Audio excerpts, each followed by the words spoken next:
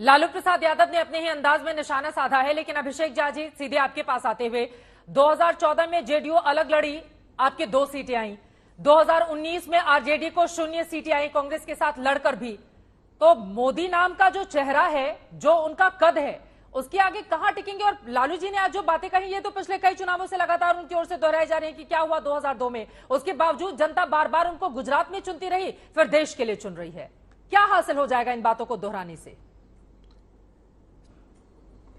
चित्रा जी, आज देश की जनता मोदी जी के लिए या भारतीय जनता पार्टी के लिए 2 लाइनें कह रही हैं कि अपनी झूठी बातों से लोगों के दिल में नफरत घोलते हो। आज यही बता दो, क्या कभी सच भी बोलते हो?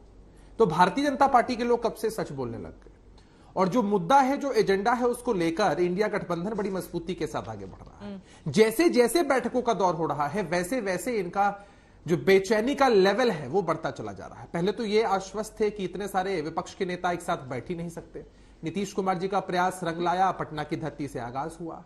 बेंगलुरु की बैठक होती है तब भी कमेंट्स आ रहे थे, अब मुंबई में बैठक होती है, हम एक स्टेप आगे और बढ़ जाते हैं, इनकी बेचैनी और बढ़ जाती है।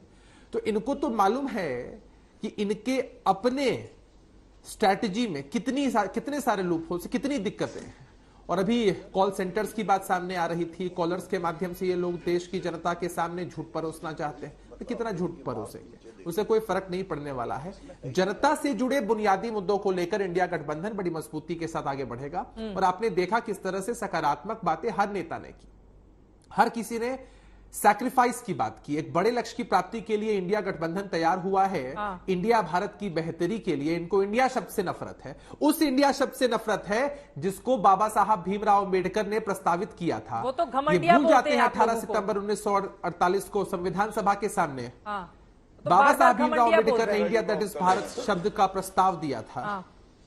तो घमंडिया बोलेंगे ना। पहले तो एक बार बैकफायर हो चुका है, एक बार बैकफायर हो चुका है किस हिसाब से कि लोगों ने इंडिया को कोरिलेट कर दिया इंडियन मुजाहिदीन से और ईस्ट इंडिया कंपनी से, भूल गए कि shining India, make in India भी देश में कुछ है। तो जितना घमंडिया बोलेंगे चित्रा जी, सेंटिमेंट्स उतने हट होते चले जाएंगे। और हम लोग बार बार इस बात को दोहरा रहे हैं, घमंडिया घमंडिया बोलते रहिए, पाखंडिया लोगों को देश की जनता इस बार सबक जरूर सिखाएगी। लालू प्रसाद यादव ने अपने अंदाज में तो वहां पर कटाक्ष कर दिया है अभिषेक झा जी, लेकिन चंद्रयान की जो सफलता है वो पूरे हिंदुस्तान की है। सूर्ययान अगर सफल होगा तो वो पूरे हिंदुस्तान के लिए होगा।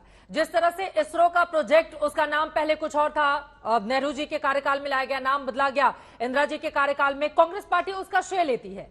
तो वैसे ही मौजूदा वक्त में चंद्रयान अगर सफल हो रहा है बीजेपी के मोदी के कार्यकाल में, तो उसको लेकर इतना ज्यादा तंज और कटाक्ष क्यों? ये तो देश की बड़ी उपलब्धि है ना अभिषेक झा जी। निश्चित रूप से चित्रा जी, इस इशू को लेकर हम लोग आपके टीवी चैनल पे डिबेट में भी थे और उस वक्त भी मैंने मजबूती के साथ इस बात को कहा था कि ये कलेक्टिव जो सफलता है वो पूरे देश के लिए है। देश के जो वैज्ञानिक हैं, इसरो की जो पूरी की पूरी टीम है, जिन भी लोगों ने इसमें थोड़ा भी श्रेय दिया है, हर किसी की है। और जितनी भी सरकारें हैं सबकी है।